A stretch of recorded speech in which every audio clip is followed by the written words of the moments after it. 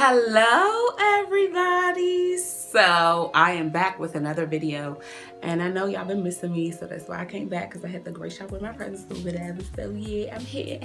Okay, so I'm just gonna jump right into it. I have a question for you guys. How do you define maturity?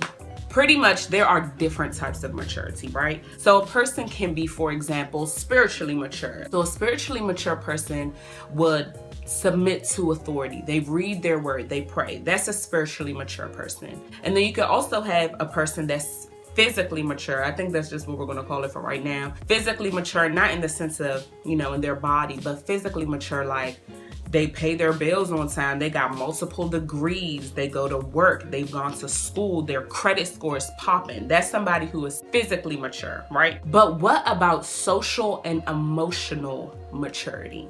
So there are people who can be physically mature, they're spiritually mature, their credit score is popping, they go to church, they read their word.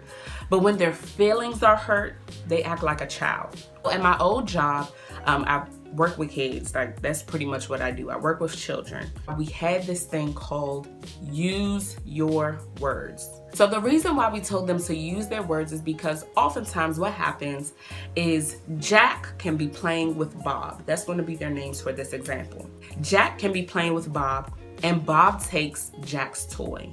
Now, what you'll find oftentimes amongst children is if Jack and Bob are playing and Bob takes Jack's toys, what Jack will most likely do is either whine or fuss or even hit Bob. So what we tell them is use your words. Instead of hitting Bob or fussing or whining, say, give me my toy back, or I don't like that you took my toy, or don't do that.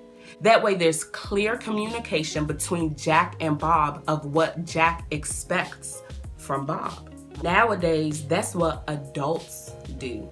Instead of using our words, we ignore people, we gossip, do petty stuff, or we even do things to hurt the other person rather than just saying, it hurt my feelings when you did that. Or I was uncomfortable when you did that, or it was very embarrassing when you said that. And the reason we choose to whine and to do the petty stuff and to gossip and to ignore each other is because it takes more vulnerability to express your feelings, to express what you're feeling, than it does to just ignore the other person or to cut people off, which is something that for whatever reason we think is cool to do. But the reason we run away from vulnerability is because it's easier to sweep things under the rug than it is to say that we are hurt. Because saying that you're hurt sometimes can be mistaken as weakness, and who wants to look weak? But that's what makes it maturity.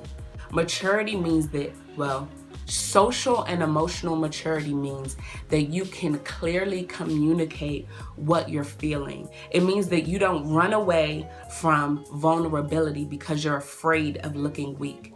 Social and emotional maturity means that you punch fear in the face and you're able to say what you're feeling.